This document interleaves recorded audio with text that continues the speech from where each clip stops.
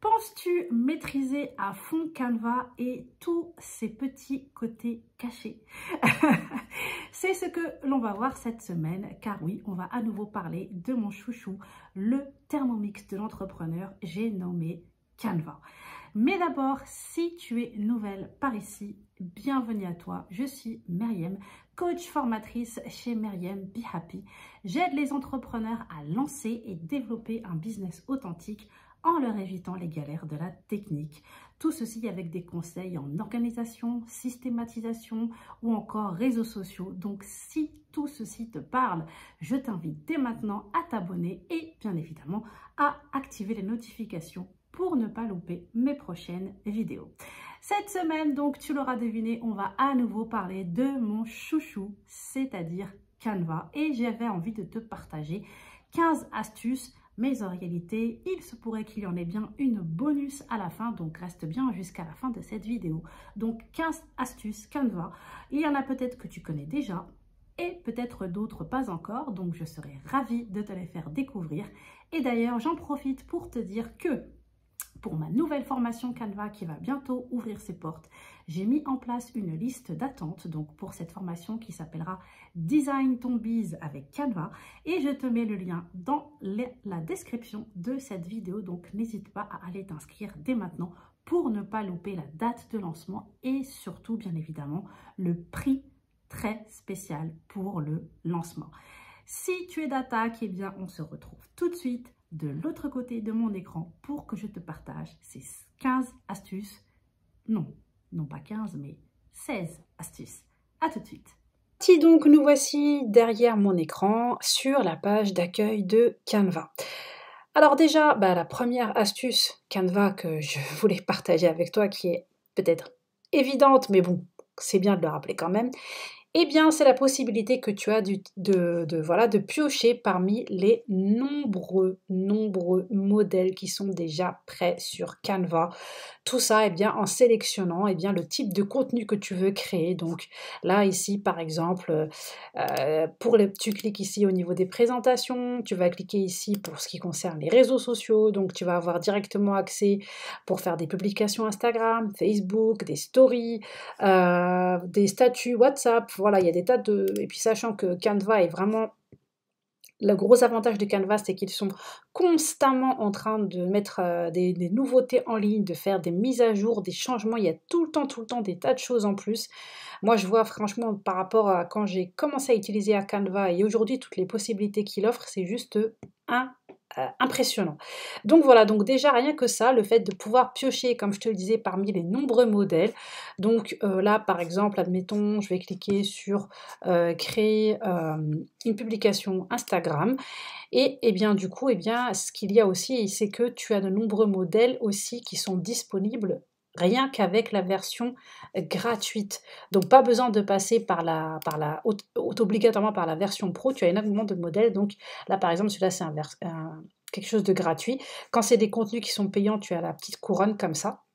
Bon, moi j'ai la version pro, mais voilà, donc tu as vraiment de quoi faire. Donc soit tu pars d'un modèle déjà de Canva qui est déjà prêt et ensuite tu vas le personnaliser, ou alors tu commences depuis zéro et tu vas commencer à ajouter tes propres éléments.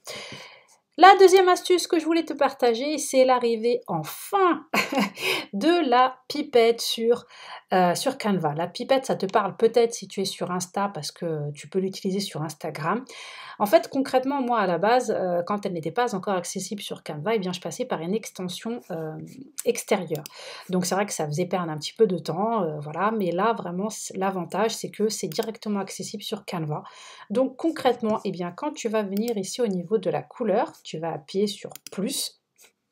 Là, tu as la pipette qui s'affiche. Et donc, cette pipette, elle va t'éviter d'avoir à galérer à rechercher ce qu'on appelle le code X d'une couleur, donc le code avec le hashtag. Là, tu vas cliquer sur ta petite pipette, tu vas l'amener sur ton visuel et ensuite, sélectionner la couleur qui t'intéresse directement. Et ça, c'est vraiment très, très cool. L'astuce suivante, c'est la possibilité de choisir, donc d'adapter ton contenu à des cadres qui sont déjà tout prêts. Donc les cadres, en fait, c'est quand tu arrives dans les éléments, tu descends un petit peu, et là tu arrives donc au niveau des cadres, et là tu affiches tout. Et donc là, ce qui est vraiment génial, c'est qu'en fonction du cadre que tu vas décider de choisir, tu vois, par exemple, admettons, je prends ça, admettons, je prends ce cadre-là, admettons que je prenne le cadre d'un téléphone, eh bien, ta photo va venir directement ici s'ajuster à ce cadre-là. Donc ça, c'est vraiment top. Donc moi, par exemple, admettons, je vais insérer, là, je vais faire juste au niveau des images, je vais prendre une de mes photos. Et donc, je vais venir, hop, elle va s'insérer automatiquement ici. Ou alors, ensuite, ici, bon, je peux l'ajuster. Là, je peux insérer ici cette image-là. Ensuite, je fais un double clic et je peux l'ajuster en fonction de comment je veux qu'elle apparaisse, etc., etc. Donc ça, c'est vraiment génial. Et sachant que il y a pas mal de modèles en fait qui sont sympas, tu vois. Donc là, par exemple, ce genre de modèle pour faire tes propres mock-ups, ce qu'on appelle les mock-ups, et donc tu en as vraiment pas mal parmi lesquels tu peux choisir. L'autre astuce, eh bien, c'est la possibilité d'aligner et de regrouper des éléments. Donc là, quand on parle de regrouper, eh bien, par exemple, là, je vais faire avec ma souris, tu vois, je vais sélectionner, et donc là, tu vois, tous ces éléments, en fait, ils sont regroupés. Ce qui va se passer, c'est que du coup, eh bien, si je déplace, ils vont tous se déplacer en même temps. Alors que si je ne les sélectionne pas, là, je peux déplacer celui-là tout seul, ça va bouger tout seul, ça va bouger, ça, chacun va bouger tout seul, etc., etc. Et ensuite, donc la deuxième chose que je te disais, c'est la possibilité d'aligner. Donc, admettons que je décide d'aligner juste cette écriture et cette écriture-là. Donc là, je vais aller... non, c'est pas bon. Hop, c'est pas ce que je veux. Moi, je veux juste aligner ça et ça. Et je vais ici dans... Déjà là, ici, je peux directement cliquer sur grouper aussi, tu vois. Et là, je vais dans position, et là, donc, je vais pouvoir aligner. Admettons, par exemple, que j'ai envie de centrer. Eh bien, voilà, c'est centré, tu vois. Après, il y a la possibilité d'aligner, donc, en haut, en bas, à droite, à gauche, en fonction des éléments que tu as sélectionnés. Donc ça, c'est vraiment une fonctionnalité qui est plutôt intéressante. L'autre fonctionnalité que je voulais astuce, pardon, que je voulais te partager, c'est la possibilité de filtrer des éléments par couleur. Alors, admettons que je sois à la recherche d'une flèche. Donc, je vais taper flèche dans les éléments. Et ici, tu vas venir pouvoir filtrer en fait. Donc là, par exemple, déjà, tu vas pouvoir filtrer sa couleur. Tu vas pouvoir filtrer si tu veux que ce soit un élément voilà, carré, horizontal, vertical. Si tu veux qu'il soit statique ou animé. Et si tu souhaites que ce soit un élément pro ou gratuit, ça peut t'aider si tu utilises Canva en version gratuite. Comme ça t'évite de te prendre la tête à rechercher les éléments gratuits. Tu as directement les éléments gratuits qui s'affichent. Sachant que, je te le rappelle à toute fin, tu as la possibilité de tester la version pro de Canva pour 30 jours. Donc ça peut être pas mal si tu veux un petit peu voir si c'est utile pour toi de passer à la version pro ou pas vraiment. L'astuce suivante, c'est la possibilité de flouter une partie en particulier dans une image, un élément dans une image. Comment faire? Alors, on va prendre une image au hasard. Voilà, admettons, j'ai pris cette image-là et moi, voilà, je vais la mettre un peu grande. Et là, je vais aller sur modifier l'image et je vais taper directement ici flou. Donc là, tu vois, hop, c'est une extension que tu ajoutes en plus. Donc là, elle arrive ici. Et donc, en fait, soit tu as la possibilité de faire en automatique, soit tu vas directement aller ici, en fait. Et là, tu as la possibilité d'ajuster donc la taille de ton pinceau. Tu vois, il est en train d'agrandir, de rétrécir.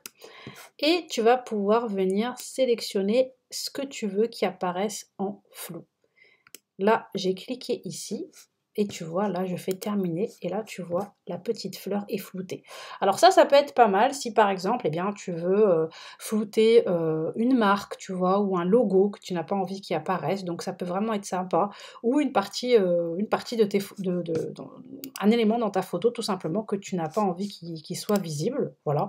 Admettons que tu sois en train de partager un modèle de facture, tiens, un modèle de facture et tu n'as pas envie que les coordonnées de la personne apparaissent, eh bien tu pourrais cliquer donc pour flouter les coordonnées de cette personne. Voilà, donc ça peut être une idée, donc ça peut être pas mal comme utilisation. L'astuce suivante, eh bien, c'est la possibilité de créer des masques de lettres, entre guillemets, si je puis dire ça. Alors, je m'explique. Donc, admettons, là, je vais aller dans éléments et je vais aller directement dans les cadres. Et là, en fait, pardon, quand tu descends un petit peu, tu vois des cadres de lettres, en fait. Donc là, par exemple, hop, voilà, là, je vais mettre A, B, C, hop. Et ce qui va se passer, eh bien, c'est que tu vas pouvoir ajouter donc des photos et les mettre directement sur ces photos-là. Donc, admettons, moi, j'aimerais mettre des photos de paysages. Donc, je vais rechercher paysage. Donc là, hop, par exemple, le A, j'aimerais bien que ce soit ça. Le B, j'aimerais bien qu'il y ait ça. Et le C, tiens, on va mettre un petit pont. Voilà. Et comme d'habitude, hein, tu peux toujours faire un double clic et ajuster voilà, l'élément que tu veux qui apparaisse. Donc voilà, donc ça peut être une idée assez sympa, assez originale pour un contenu avec tes lettres. L'autre astuce que je voulais te partager, c'est la possibilité d'insérer des liens cliquables parce que, bon, j'en ai déjà parlé plusieurs fois dans mes vidéos, mais après, c'est vrai que quand on montre, c'est pas pareil. Donc, comment ça se passe? Eh bien, admettons, je vais cliquer ici sur Benefits et moi, j'ai envie que là, ce Benefits, ce soit un lien cliquable. Donc, je vais venir cliquer ici sur cet onglet lien et là, eh bien, je vais ajouter un lien. Donc bon, là, d'office, il me met, voilà, il me met des liens. Bon, moi, je vais mettre un lien au hasard. Admettons, on va mettre ça, tiens, c'est pas grave, on s'en... Donc là, ce qui va se passer, eh bien, c'est que quand tu vas télécharger, eh bien, là, ce sera un lien donc cliquable. Alors ça, c'est bien en fait à faire ou c'est bien à faire par exemple dans des e-books, tu vois, dans des PDF, si tu fais des PDF et que tu veux insérer des liens cliquables. C'est aussi quelque chose qui va te servir si tu décides de faire ta biographie Instagram avec ton arbre à liens. J'ai fait une vidéo, je te mets le lien dans le descriptif. J'ai fait déjà une vidéo pour expliquer comment faire sa biographie Instagram avec ses liens Instagram avec Canva. Donc ça peut t'aider pour ça. Et donc voilà, donc c'est vraiment pour que tu puisses avoir inséré un lien cliquable sur tes visuels. L'autre astuce à te partager, c'est les règles. Alors, les règles, ça va t'aider surtout, eh bien, par exemple, admettons si tu es en train de préparer un réel, ou alors si tu es en train de créer un visuel Instagram et que tu fais comme moi, que tu utilises, au lieu d'utiliser le format normal de 1080 sur 1080, tu utilises le format 1080 sur 1350, eh bien, ça va t'aider en fait à ne pas dépasser la partie visible pour ton feed sur Instagram. Et donc, en fait, les règles, elles ne s'affichent pas d'office. Donc, pour les avoir, eh bien, c'est simple. Tu vas venir ici sur Fiches et tu vas mettre Afficher les règles. Et là, tu vas les voir. Et donc, en fait, toi, tu vas venir insérer, tu vois, ta règle là où tu veux. Par exemple, admettons, moi, j'ai envie d'en mettre une ici, voilà. Et donc, comme ça me donne une limite. En fait, ça va te faire des délimitations et tu vas savoir que pour ce qui concerne ton visuel, il ne faut pas que tu mettes des choses, par exemple, en dehors de cette limite-là, parce que sinon, ça ne sera pas visible. Ça va être pour t'aider à faire un contour de couleur pour une photo. Alors là, par exemple, j'ai sélectionné une de mes photos à moi. Donc en fait, tu vas aller sur modifier l'image et là, tu vas aller dans ombre. Ok. Et donc là, tu as la possibilité de choisir soit une ombre en entier, soit une ombre, voilà, en fonction de ce que tu décides de faire. Donc moi, par exemple, je vais partir sur celle-ci. Donc, et là, ce qui se passe, c'est que tu as ici donc la possibilité d'ajuster. Donc là, tu cliques ici. Là, déjà, tu peux choisir la couleur. Donc moi, admettons, je vais rester sur mon fameux rose, comme d'habitude. Hein. On va pas changer. Ensuite, tu as la possibilité de mettre soit du flou, soit vraiment de ne pas mettre flou du tout. Donc moi, on va mettre pas flou. On va laisser comme ça. Transparence ou pas transparence. Donc moi, je vais laisser quand même visible. Ensuite, tu as l'angle. Tu peux choisir l'angle. Voilà, comment tu veux que l'angle soit. Et voilà, donc là, tu peux vraiment adapter. Et en fait, ça, c'est un effet assez sympa. Et tu remarqueras, peut-être que tu as déjà vu certaines personnes qui utilisent cet effet, même avec un contour tout simplement blanc. Mais là, du coup, j'ai pas mis blanc parce qu'on ne voit pas. Après, tu peux même laisser en noir, tu vois. Voilà. Et ensuite, à toi d'ajuster. Ça fait comme ça un effet d'ombre pour ton image. Donc ça peut être vraiment sympa pour un effet visuel sur une image en PNG.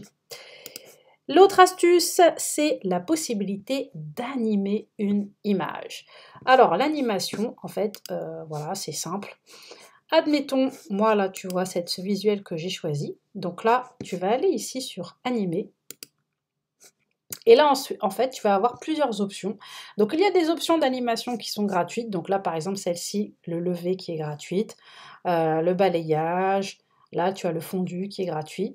Donc, tu peux les utiliser si tu as la version gratuite de Canva. Ou sinon, ensuite, eh bien, tu en as certaines qui sont en version payante. Donc, comme d'habitude, tu vois la petite couronne quand c'est payant. Et donc, ce qui va se passer, eh bien, c'est que là, par exemple, admettons, moi, si je sélectionne cette option-là, eh bien, quand tu vas vouloir télécharger ton visuel, Canva va te proposer d'office de le télécharger en format MP4, forcément en format vidéo, et non plus en PNG, parce que c'est une animation. Mais tu as aussi la possibilité de télécharger au format GIF. Donc ça peut être aussi sympa pour créer un petit GIF. Donc voilà. L'autre astuce, c'est le fameux texte courbé. Alors ça aussi, c'est c'est pas très vieux comme nouvel effet sur Instagram. Donc là, tu vois, c'est ici en fait, quand tu arrives ici, donc au niveau des effets, tu as ici la possibilité de courber. Et donc, le gros avantage, c'est que tu peux ajuster cette courbe. Donc là, en fonction, par exemple, admettons, si tu as inséré un élément qui est courbé, tu peux ajuster ton texte par rapport à cet élément-là, tu vois. Donc ça peut être vraiment sympa. L'astuce suivante que je voulais partager avec toi, donc, eh bien, c'est la possibilité dorénavant de nommer chacun de tes visuels. En fait, concrètement, quand tu es sur Canva et que tu crées donc plusieurs visuels, donc que tu as plusieurs pages dans tes visuels, eh bien, tu as la possibilité maintenant de nommer différemment chacun d'entre eux. Donc, par exemple, celui-là, ce serait atelier en ligne. Là, ce serait image de profil. Voilà, etc. Et donc, pour chacun des visuels, tu pourras donner un nom différent. Sachant que quand tu vas les télécharger, ils vont se télécharger sous un format zip. Donc après, quand il sera, entre guillemets, dézippé, eh bien, chacun de tes visuels gardera son nom propre. Donc ça, c'est vraiment pratique parce que c'est vrai qu'avant, sur Canva, on ne pouvait pas faire ça. Ça nommait d'office, quand tu faisais un nouveau visuel, en fait, il suffisait que tu mettes un titre. Donc là, parce que je n'ai pas encore mis de titre. Là, on va appeler ça, par exemple, test tuto Canva. Eh bien, lui, il mettait automatiquement ce titre-là, en fait, pour tous les visuels qui étaient à l'intérieur de ce visuel-là. Donc ça, c'est vraiment plutôt pas mal. L'autre astuce que je voulais partager avec toi, qui est plutôt sympa aussi, eh bien, c'est tout simplement la possibilité de changer le sens d'une image. Donc là, c'est très simple. Tu vois, j'ai sélectionné cette image-là de moi. Donc là, admettons que j'ai plus envie de regarder dans cette direction-là, mais j'ai envie que je regarde plutôt dans cette direction-là. Je vais venir ici sur l'onglet retourner et je vais faire retourner horizontalement. Et hop, c'est magique, je regarde de l'autre côté. Après, tu as aussi la possibilité de retourner une image verticalement, donc bon, voilà. En tout cas, voilà, c'est bon à savoir. Donc si par exemple, eh bien, tu as une de tes photos où que tu as prise et que par exemple, tu pointes dans une direction, mais que toi, tu préférais pointer dans une autre direction pour montrer quelque chose ou un écrit, eh bien ça peut être sympa. Sache que tu peux le faire ici sur Canva en toute simplicité. L'autre astuce, c'est la possibilité de verrouiller des éléments. Donc, tu as fait des modifications et tu n'as plus envie que ça bouge. Eh bien, c'est simple, tu vas sélectionner les éléments concernés et tu vas venir ici sur le verrou. Hop. Et du coup, eh bien, tu vois là, je ne peux plus les bouger. Ça bouge plus. Donc là, c'est vraiment sympa. Si tu n'as pas envie de te prendre la tête à chaque fois à réajuster encore, quand tu sais que tu as mis la bonne disposition de certains éléments et que tu n'as plus envie qu'ils bougent, eh bien, c'est simple. Un petit coup de cadenas et c'est réglé, on n'en parle plus. Et enfin, eh bien, dernière astuce, donc astuce un petit peu bonus que je voulais te partager, mais ça, c'est une astuce qui fait partie donc de la version Pay Pro de Canva. Donc voilà, si peut-être que c'est quelque chose qui va te pousser à passer à la version Pro, eh bien c'est la possibilité de redimensionner automatiquement un de tes visuels. Donc là, par exemple, là c'est un post Instagram. J'ai envie qu'il soit redimensionné automatiquement pour une story Instagram. Eh bien, je vais cliquer ici. Donc soit il va me le copier et le redimensionner, soit directement je clique sur redimensionner. Donc là, hop, il me le redimensionne et voilà. Donc là, je sais que, eh bien, il sera ajusté pour que je puisse le partager en story sur Instagram. Alors après, bien sûr, tu peux, voilà, agrandir certaines choses si toi tu veux que ça prenne un peu plus de place dans ta story, ou tu peux ajouter d'autres éléments. Mais en tout cas, là, tu sais déjà que c'est déjà automatiquement ajusté pour que tu puisses le partager en story. Et donc, tu peux, voilà, tu peux mettre directement tes propres, tes propres dimensions à toi, ou tu peux mettre, bien, admettons, par exemple, là, je vais mettre hop, Facebook, hop, pour une couverture Facebook, une publication Facebook, une vidéo, etc., etc. Donc ça, c'est vraiment pas mal parce que ça te fait gagner pas mal de temps. Admettons que tu as créé, un exemple tout simple, tu as créé un super mock-up pour une de tes formations qui arrive ou un de tes freebies, et tu as envie de partager ce beau mock-up aussi en story, bah, pas la peine de te prendre la tête à faire plein, voilà, à copier à droite à gauche les éléments pour refaire une story. Tu auras juste à cliquer ici sur redimensionner et il te le mettra automatiquement à la bonne taille pour que tu puisses le partager en story. Je te donne un exemple tout simple. Ici, tu vois, je vais retourner ici, je vais aller dans mes visuels à moi. Donc là, tu vois ici, j'ai le visuel que j'ai fait pour mon atelier Instagram, tu vois. Donc ça, c'était un visuel que j'avais fait pour un post. Et moi, bah, par exemple, j'ai envie de le partager aussi en story, mais j'ai pas envie de me prendre la tête à voilà, l'ajuster. Donc je vais venir ici sur redimensionner et je vais cliquer sur story Instagram et juste redimensionner, et voilà, je peux le partager directement en story Instagram. C'est magique. Voilà donc, merci à toi de ton attention. J'espère vraiment que ces astuces justement sur Canva te seront utiles et j'espère que je t'en ai fait découvrir quelques-unes. D'ailleurs, eh bien, je t'invite à me dire en commentaire lesquelles tu connaissais déjà, lesquelles je t'ai fait découvrir et lesquelles, eh bien, tu penses vont vraiment être utile pour toi et pour ton quotidien d'entrepreneur. En tout cas, merci de ta fidélité et comme je te l'avais dit en introduction, je t'invite, si cela t'intéresse, à rejoindre la liste d'attente de ma nouvelle formation Design ton biz avec Canva qui va bientôt ouvrir ses portes. Je te mets le lien dans la description de cette vidéo. Et s'il y a une vidéo que tu souhaites quelque chose que tu souhaites que j'aborde concernant Canva, justement, s'il y a un tuto que tu aimerais, je vais y arriver, s'il y a un tuto que tu aimerais que je te partage concernant Canva, eh bien, n'hésite pas à me dire ça aussi dans les commentaires de cette vidéo. Si c'est quelque chose que je peux te proposer, je le ferai avec un grand plaisir. Voilà, merci beaucoup pour ta fidélité. N'oublie pas, avant de te sauver, de liker cette vidéo si elle t'a plu et de la partager autour de toi pour m'aider à me faire connaître auprès d'un maximum de personnes. Et d'ailleurs, j'en profite pour vous dire à tout le monde, là, à toi et à toutes les personnes qui regardaient mes vidéos, eh bien merci parce que j'ai passé le cap des 100 abonnés et ça c'est vraiment énorme pour moi, donc merci beaucoup. Et surtout, eh bien, il y a une de mes vidéos qui a passé le cap des 1000 vues, donc voir 1K vues sur une de ces vidéos, c'est vraiment pas mal. En tout cas, merci beaucoup. Et donc, eh bien, je t'invite à t'abonner et à activer les notifications pour ne pas louper toutes mes prochaines vidéos. En attendant, je te laisse et je te dis, prends bien soin de toi. À très bientôt.